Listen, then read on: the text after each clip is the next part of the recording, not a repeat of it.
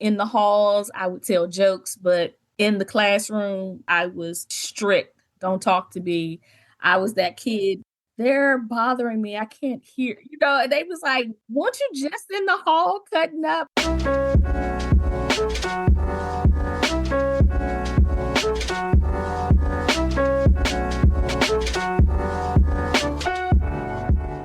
Hello, hello, and welcome to Keyboard. I'm Tembi, bringing you compelling conversations and content about technology, education, and the arts.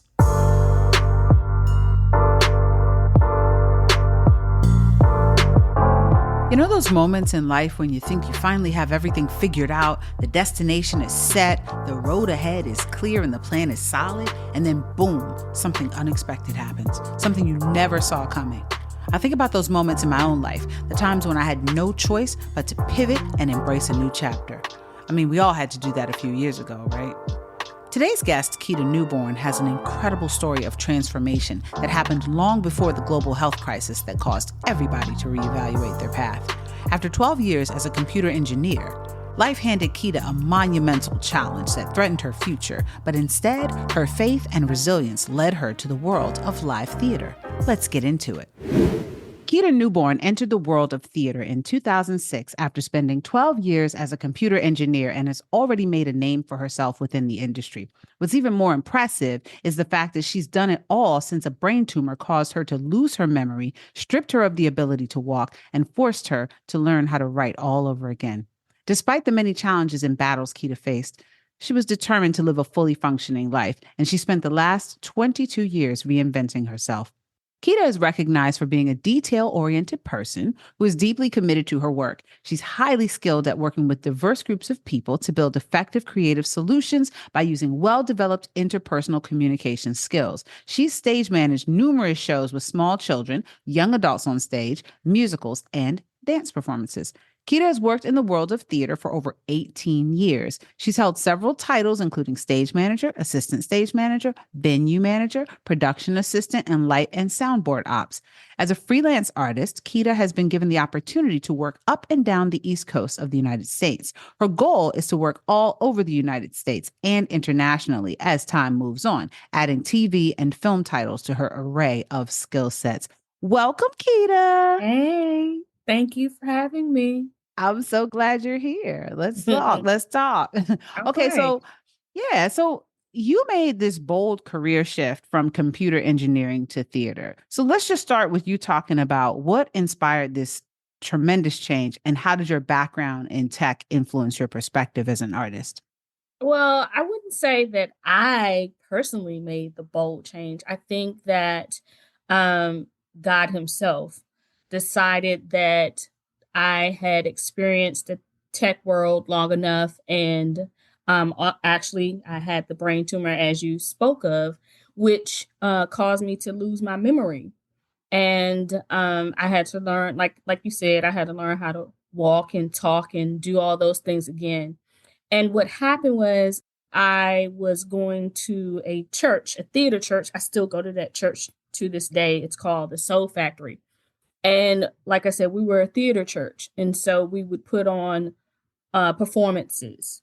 And when I found out that I could no longer be in the tech world, I gravitated to theater, learning everything that I possibly could. And that just opened doors. It was funny. I met a lot of people that were in the industry and began to work and follow in their footsteps. And so that is how I came about being in the world of theater.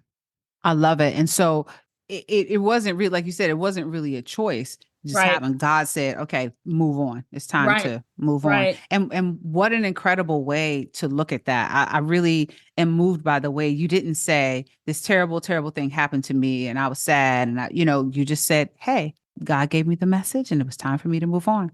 It was a struggle at first, because I always thought that that was what I was going to do. I thought I was going to be a computer engineer all of my life. But it's funny because engineering and theater, they go together very well. It wouldn't seem like it, but it's all about communication. It's all about Each day that I was a tech, it felt like I was going to a different job each day. So you were problem solving, troubleshooting, having to make a shift on a dime. And you have to do that in theater as well, especially being a stage manager at the time.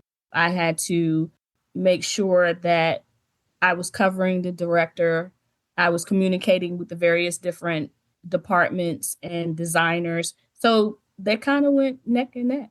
Hmm. And, stage managers are absolutely among the most important people in the production process. You have no production if you have no stage manager. So, can Right. you just walk us through what our stage manager is responsible for? Because I think a lot of people don't really know what stage managers do and how important you all are. Yeah, like within its title, stage management, we manage the stage. We also make sure that we maintain the integrity of the production from the director's point of view. We're also admin people. We do a lot of paperwork because we're the ones that are talking to, like I said, the various different designers. So you need to know a little bit about lighting, sound, projections, costumes, props, in order to effectively be able to talk to all these different people. So, and then you're also just making sure that you are creating a space where the cast members, the actors, can be transparent, can come in and be their true selves, giving all to the production as well. So you're maintaining, it's almost like you're a mother goose, maintaining the household. I like that. So yeah, definitely certain qualities that I feel like you need to have to be an effective stage manager. Hmm. And Hmm. so what made you go from working as a stage manager, and you still do, you haven't Hmm. stopped, but what made you decide to then teach stage management to students? In fact, at the Mecca, Howard University in Washington, D.C. HU. Well, that's funny because I never saw myself as a teacher, but so many people were like, "Oh my God, Keita, you have trained so many people." And I was like, yeah, training and teaching in my eyes are two different things. Training means that to me that someone has a sense of the job that they're getting ready to get into. Teaching, from that aspect, I feel like this is a person or people that don't know anything and they're coming too. So I got a call one day and it was funny because I don't stage manage as much anymore. I've moved on. Now I am a production manager. And I think you and I had a conversation right before you moved to New York. And we had just gotten to a place where we were kind of tired of doing the freelance thing and Yeah. wanted to be a part of a team, so to speak. And so yeah, I remember you taking a job in New York and I'm like, okay, well, let me try and get into this corporate world type thing. And yeah, that was our shift. And I was like, okay, well, I want to be challenged. I was like, I can do stage management with my eyes closed. So I was like, I just want to be challenged a little bit more. And so I think that is when I made the shift to go into production management. And and so in that, I'm thinking, okay, not going to be doing stage management anymore. And then I got a call. I got a call in the summer of August 2022, from the chair over the arts department at Howard University. And she called me out of the blue and she said that my name kept coming around. She kept hearing my name. And she reached out and there was an opportunity, or they were looking for and they needed a person to come in and teach stage management. And so from that point, I was like, teach stage management? I was like, I thought I was done with it. And God was like, all those years that you've done it, it's now time for you to pass the torch on to our younger generation. And so that's how that came about.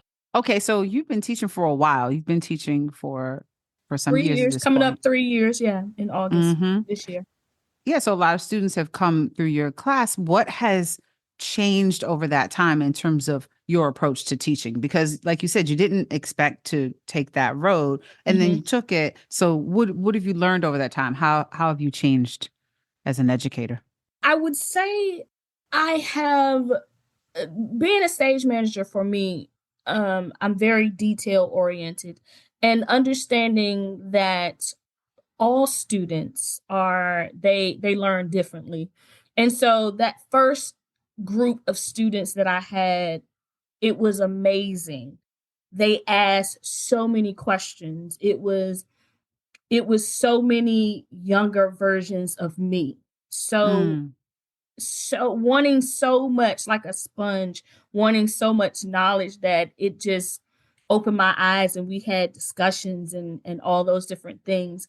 And I think that that was great for my first time teaching and the students that I had. So that kind of set the bar for me as a professor. And so I begin to just find different ways of opening their minds, in their intrusive minds, and just giving them various different elements to think upon and just different exercises to the point now you and I, our paths have crossed again. And last semester, I reached out to you yes, and ma'am.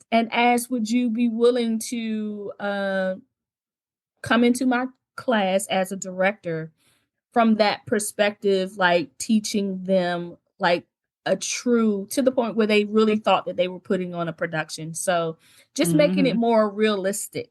Um, and because I feel like stage management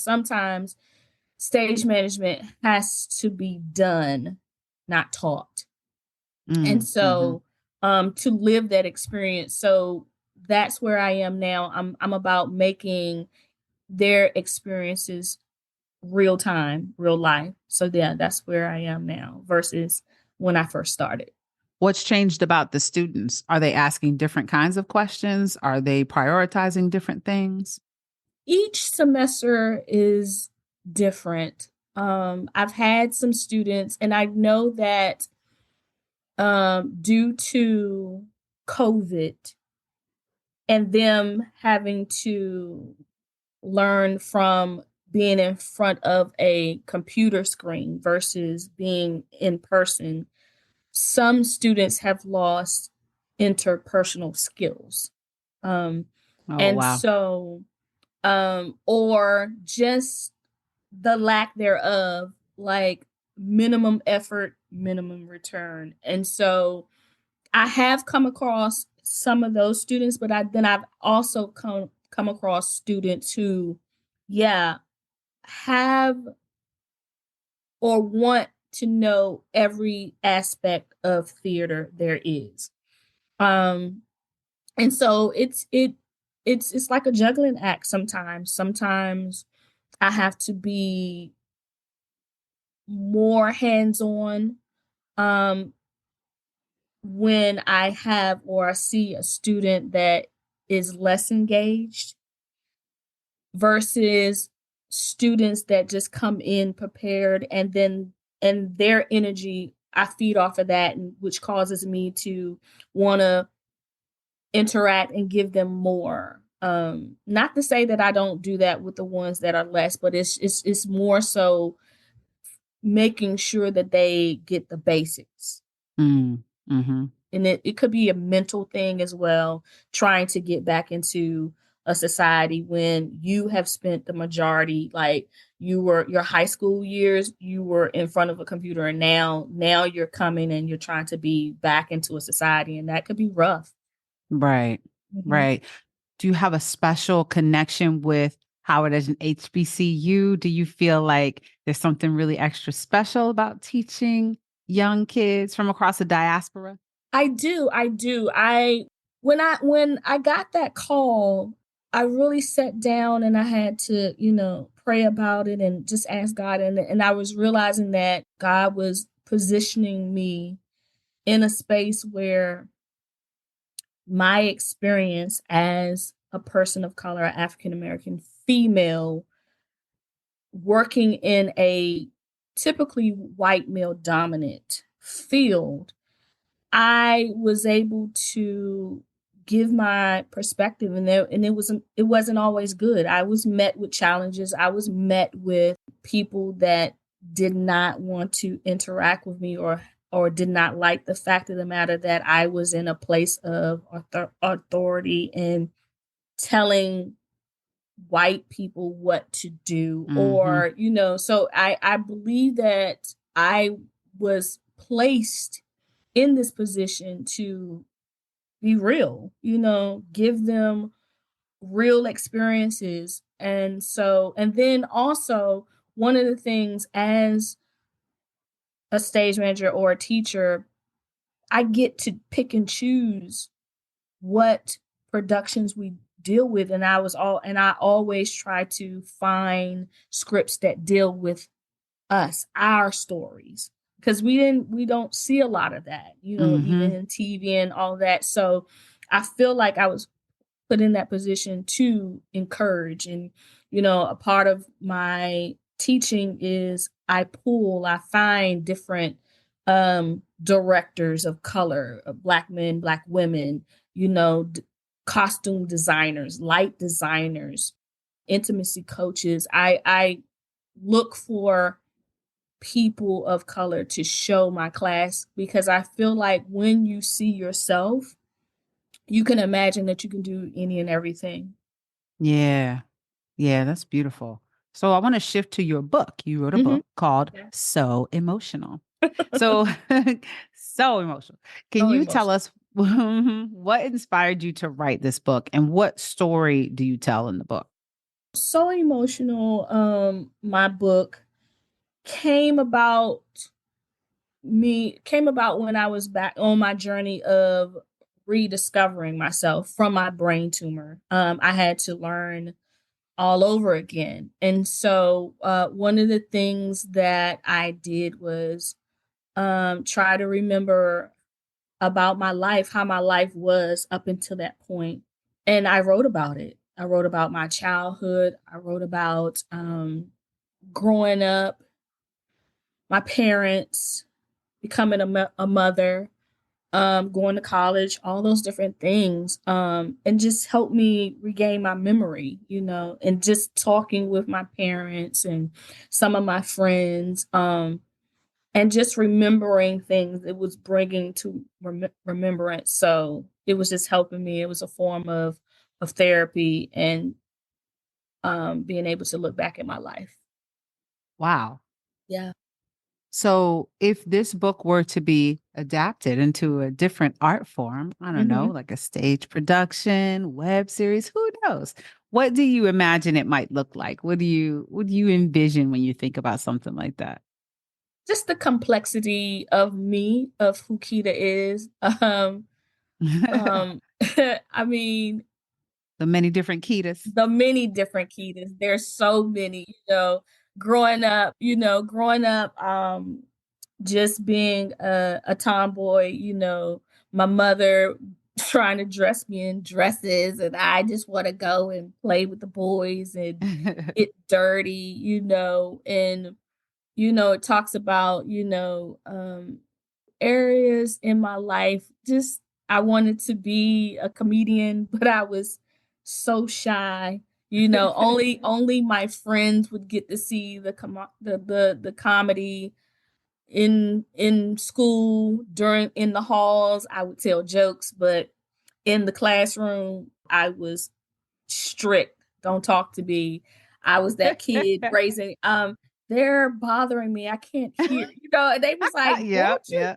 weren't you just in the hall cutting up? I was like, yeah, but that, That was out there. yeah, that We was down out to there. We're business in in here. here. Yeah. So, Mhm. just Ketas, what I'm saying? And just my life, and just, it would be some comedy, it would be some drama, it would be all of the above, but it would be very entertaining. I would say that. Okay, for Yeah. sure. For Yeah. sure. I mean, I Mhm. think about you talked about being in stage management in a white male dominated field, but Mhm. when you started off in computer engineering, which also is a white male dominated field. I Yep. mean, over time, you probably tell me better than I would know, but over time, I know there are a lot of immigrants in the field as well. But in terms Yes. of women, in terms Yes. of Black women from the diaspora, we're still fighting to get a foothold in Yes. all the tech areas, right? So Yes. Yes. also Keta the trailblazer, Keta the Yes. fearless person who goes into fields that there's not a lot of representation. So I Yes. love that, coming back to your work as an educator, I love that you came back around and said, okay, I need to not only teach people how to do this work, but I need them to be able to see me and see the examples that I share in my course materials so that they know that people who look like us can do this work and can do it really well. Yes, yes, that is true. And it was later in life when I look back and made that parallel discovery. Like, yes, when I first started out in engineering, I remember going on a job interview and I remember being interviewed by a white male and he was like, "You sure you want to be an engineer?" Yeah, excuse me? Yeah, I was Like, I'm like, here. I'm here, Right. and all of those different things. And I guess he thought that I would be more suited for like a secretary or something like that. So yeah, it was always met. But by that time, like I grew up with parents who were from the South and didn't always get to go to school because working on when you're in the South during those ages, you had to work on a farm. And so I grew up with parents who made it, as people say. My mom was number 7 of 10 and she was the first. She was a salutatorian of her class and she was the first to go to college. I know that's And right. yeah, Okay. my dad was raised on a farm and he talks about how he didn't get to go to school every day, but he would get weeks and weeks worth of schoolwork and he ended up being the class pet president. He built his Mm, first home at 25, all those different things. So I grew up in a household where my parents always told me that the skies were my limits. In that they were like, whatever you want to do in life, you could do. Don't let anyone, even us as your parents, talk you out of it. And so I was always gung ho, and I had a love of math and science, and we're the same age. So, during that mm-hmm. time, back then, it was all about education. Yeah. Everything was encompassed in education. And so being very good at math and science, I remember when they were like, if you're good in math and science, you will love computers. And I did. I immersed myself in the world of computers. So that's what I always thought that I was going to do. I was very good at a lot of things. When I look back, I was very good at a lot. I was very good at writing. I wrote books, poetry. I knew how to draw. I was very athletic. Back then we had 4-H, so it was like I loved 4-H, home ec, all those different things. Like I Mm-hmm. feel like children nowadays don't get to see what we've been through, when we were kids. But I Yeah. was very good at a lot of things, but I just when I first got into computers, I just was like, yeah, this is what I want to do. I don't want to do anything else. So I thought. Mm-hmm. Yeah. I feel like, yeah, it's been a full circle. I feel like I've been able to share all aspects of in both. It's funny that both careers they were white male dominant led, but I was still able to um show up and show out. That's so important. And being a Gen Xer, Mhm. you talk about all the different things you did, how much of a Renaissance woman you were, a Renaissance girl growing up, Yeah, and just how that was the norm for us, was it to be good at a was. lot of things, to explore a Yeah. lot of things, to be brave. To me, Hmm. Generation X was the generation that was outside. We were Yes. outside on our own. Parents Yep. didn't really know where we were until the street Yes. lights came on, right? We were just Yes. out there having adventures and learning things Yes. and just discovering the world in a really bold way. And so I see that in how you chose to pursue your careers. And so you also talk about God's vision for your life and how you Mhm. have a strong relationship with God. Can you talk about your faith and how that influences your creative process? Yes.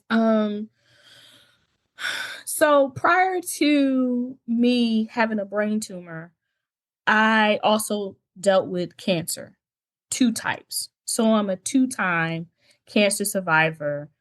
I dealt with cancer for 10 years, became cancer free 2 months later, had the brain tumor. Mm, mm, mm. And so all of this was happening before I turned 30. So in my 20s, I was dealing with life threatening things. And at some point, coming into who I am, you have to have some type of belief, some type of faith. I never questioned why me, God. I feel like we all have a story and we all have a purpose, and we have to trust that it's his will for our life. And so going through all those different things throughout my life, I could not have faith. And Mm, so in mhm, that, it just built it made me stronger, which led to me praying to God. I was like, okay, God, if engineering is not what you would have me do, whatever it is, I want to do it your way and not mine. And so I began to pray, and that's how, and I was like, if you want me to be in the world of theater, help guide me. And so when I got into that world, I was like, I would always pray, all right, God, what would you have me say? I would lead with my love for God. I would always talk about me overcoming the cancer and the brain tumor. So I would always lead with some type of spiritual guidance, and that has been that way. As you said, it's coming up on 22 years in May. That's all I know, and so I have to trust because I'm still here, 22 years later, where some people who have been through cancer, who have been through some of the things, are not here. So I know that my steps are ordered. mhm. That's what my faith is strong in that. Um, I do have days where I have to remind myself, okay, I am still human. Um, Yeah, I am imperfect, so I have my moments, but I think about the goodness and all that God has done, and that helps to get me back on track. that's powerful. I Thank you. love that. Thank you. Yeah. Yeah, I've had the privilege to work with you on many productions over the Yes. years. For our listeners, directors and stage managers, sometimes when directors get a job, most of the time they're able to say, okay, this is a stage manager I want to work with. And I Yeah. have always been like, in the DC market, I've been like, if Kita's not available, then I'm not available. So Yeah. you better hope Kita's available if you want me to Yes. direct this show, because it ain't happening without her. And there's this special bond that can develop, not with Yeah. every director and stage manager, but it absolutely did with us. That really, to me, enriches a production. We have this unwritten language. We have this connection that allows us to be in lockstep with regards to, like you talked about earlier, the how you have to turn on a dime. A lot of times you have to Yeah. be very flexible, but you have to have conversations with all kinds of different minds and personalities and get this production going. Mhm. What do you think it is that makes the relationship between director, stage manager so unique? One is trust. Mm, The trust that each other has from one another, and, communication.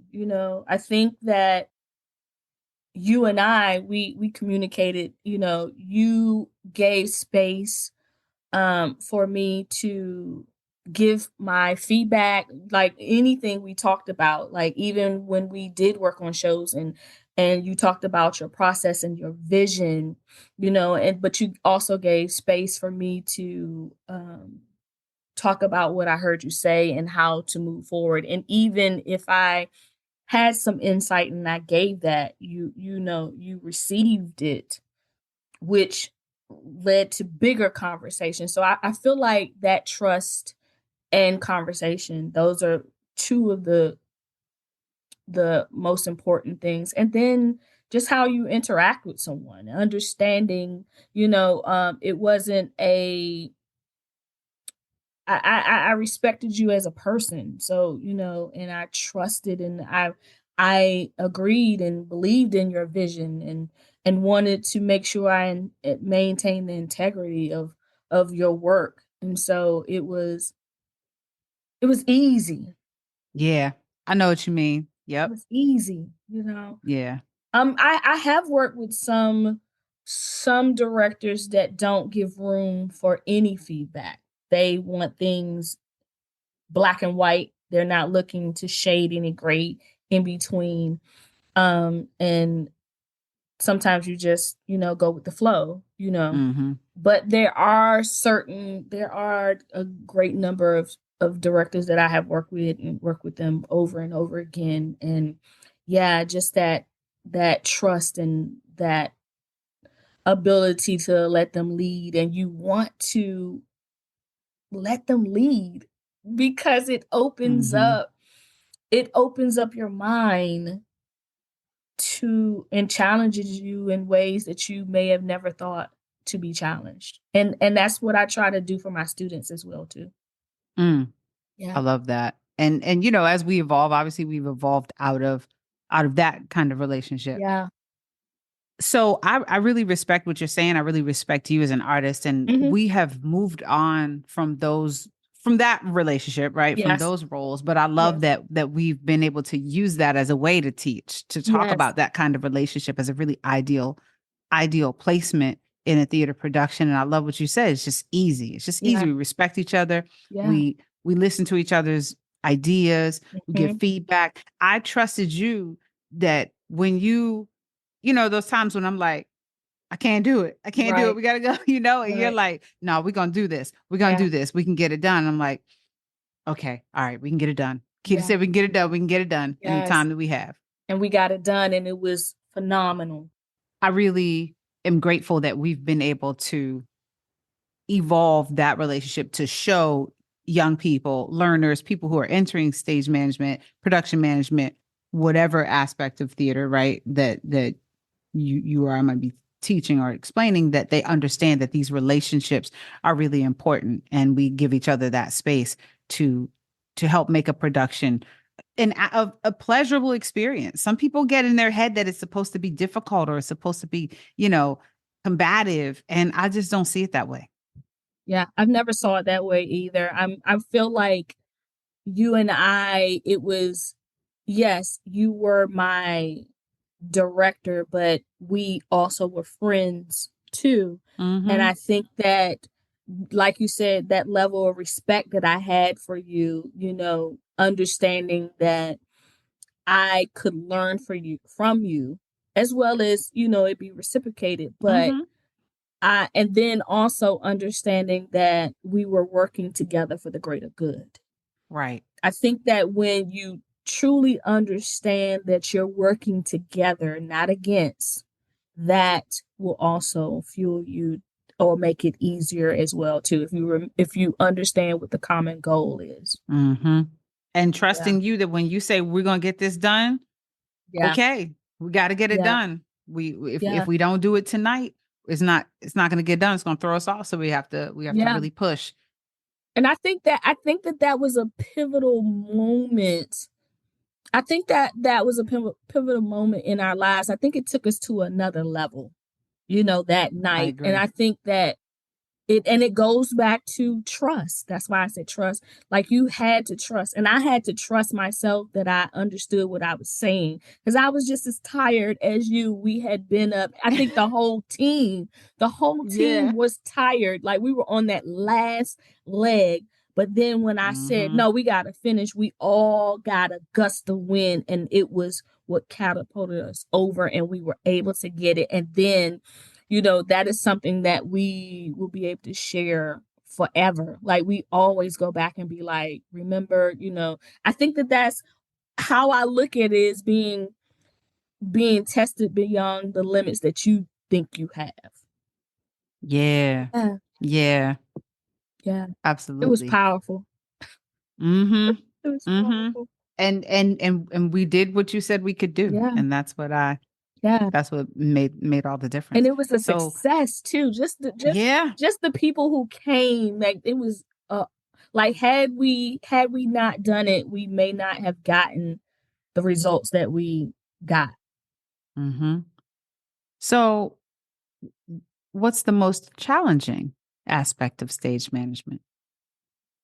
There's a lot of challenges. Um but one of the No, that's challenges right. I would say is having to deal with individuals who are not used to communicating.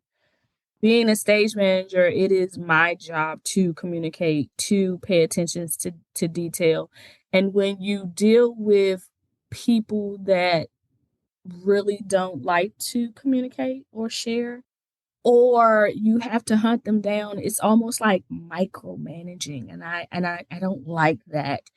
And so it you you you begin to internalize sometimes other people's energy because you understand that if you don't get what you need, then you can't disperse that information out and it throws a monkey wrench. So I feel like, yeah, dealing with, or dealing with, like I said, people that are not used to taking direction from me. Mhm.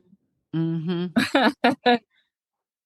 Yeah, Yep. yeah, And isn't that the truth? It's so wild, yeah, right? But it's like people who just on principle, they don't yeah, know anything about you, could have yeah, never met you, but on yeah. principle, they don't want to From a take black woman, instruction, yes, direction, guidance yes, from a black woman. yes. And sometimes I hate to say that it could be in our own culture too, because it Mhm. could be that, and it's just like I don't understand it. And, I mean, I just and I'm always trying to, figure out, okay, well, what could I do differently? And sometimes it's not even for me to try to switch up. It's just for them to, deal with that internal thing that has caused them to not receive. Mhm. Is that how you get through that? You decide whose responsibility is it to move to navigate it Yeah, yeah, and then act accordingly? yes, yes, Yeah. yeah. Yeah. So moving away from stage management, Hmm. production management, Hmm. can you talk a little bit about the difference between production management and stage management? Yes. So production management is a step up from stage management. So production management deals with the logistics of things, or hiring, overhire. We are the ones that will, are taking care of the behind the scenes, the behind the stage, doing budgets, making sure that we have the space. We found rehearsal spaces, all those different things. Yeah, we're the supervisor to the stage manager. And so we are in constant contact. I am, making sure that the stage manager has all that they need in order to do the rehearsals. Any troubleshooting that they may have, I'm responsible for that. Like I said, making sure that I'm hiring the TD, which is the technical director, or I'm hiring a competitor or whoever's building the sets, all those different things. That is what a production manager. So the stage manager would maintain the stage. The production manager is maintaining the overall aesthetics of the production. And so you work with Young Playwrights Theater. You do production management with the Young Playwrights Theater. Can you talk about how the work you do with them helps them pursue the mission of Young Playwrights Theater? Yeah, yeah. Young Playwrights Theater inspires young people to recognize the power of their voices by providing them with tools, inspiration, and the opportunity to develop themselves and their stories. So I feel like in that instance, I too, being an educator, I create spaces and challenge them to think outside the box and ask questions and different exercises that I do. So I feel like the two marry each other well, being an educator and working with students at Howard. And then we also bring in students from Howard to work at YPT. We've done that several times. We've worked with Howard in the last 2 to 3 years doing that. We've created a web series. We've allowed some of the students to share some of the stories that they've written. Yeah, we've tried to do a lot of different things, and I just love the fact that um, I get to do it at two different places. I get to do it at YPT, and I also get to do it at Howard. I love that. Yeah. So as a theater practitioner and as an educator, a person who facilitates the development of theater, Mm-hmm. when we look at, because you're a tech person as well, so you have an ear on that. Mm-hmm. When we look at the fast pace of digital technology, such as virtual reality, Mm-hmm. artificial intelligence, things like that, what do you see for the future of live theater with all this tech going at breakneck speed? I feel like it's going to be challenging, because theater and stage management is such a in-person, hands-on experience. I remember it's funny because I remember 2 semesters ago trying to figure out how I could incorporate digital, try to teach them digitally, and I was just like, I really can't. I don't. Mm, I know that a lot of production companies out here are trying to move to different digital aspects, and I just feel like students already have troubles dealing with interpersonal skills. I feel like adding that artificial intelligence or virtual world is going to make it that much harder. And I feel like, what if something happened? Like, if you rely on reality, virtual reality, and artificial intelligence, what happens when the power goes out? And that's so real. you Do know, you still have those do skills, you right? still Like, do have you, those yeah. skills? Yeah, I Mm-hmm.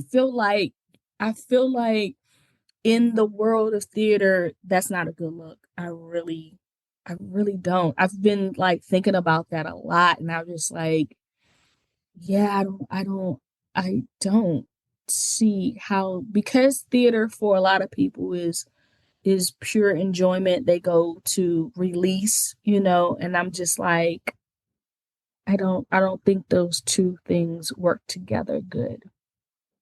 So you feel like then theater has a chance to survive though, because we're going to still want to have that release. Like you Yes. said, the plug gets pulled, if the Yeah. lights go out, Yeah. we're still going to want to gather as Yes. human beings. Okay. Yeah. I feel like Okay. that may be one of the areas that needs to survive Mm, without being in the virtual digital world. okay. Yeah. Okay. I love that. What's your favorite part about what you do in your everyday life? If that's at YPT, if that's at HU, or just in general, not in either of those areas. What makes me excited is creativity.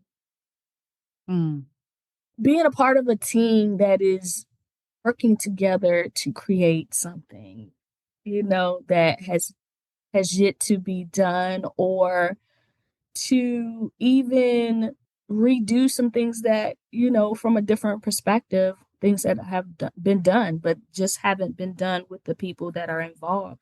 So I just love the expansion of creativity, different mm. ideas, and I love roundtable discussions. I I Okay. I grew up, yeah, I grew up in the era that we grew up, Gen X, and it was told to us that we only use about a tenth of our brain. right? And so in telling us that, we were the generation that was so competitive, well, I want to use at least 20%, And so Yep. I feel like roundtable discussions does that. You know what I'm saying? It creates that unlimited amount of creativity and opens the brain to just throw out different things, and we just come together and just it's like a free dump. You dump in all your different ideas, and and strategizing how we could make it work, and I just love that. I just love that. Like, iron sharpens iron. So, being in the Mm-hmm. group with a whole lot of people who think like you and, have all these various different ideas is magical. I Mm. don't think I think we've kind of gotten away from that. And I think it Bring needs them to back. bring back, yes, yes, Mm-hmm. I do have a group, you're in that group, and we do talk. We bounce things off, we talk Yeah. about Yeah. what we would like to see in the future. So Um, I think there's some of us still out there, but not a lot. Yeah. That's true. That's true. Well, let's hope that we can get a spark of fire under some of these young folks to try to carry that legacy on, right? Or something along those lines, something that puts them in a position for Yes. iron to sharpen iron, because we Yes, we definitely definitely need do. that to Yes. be going on.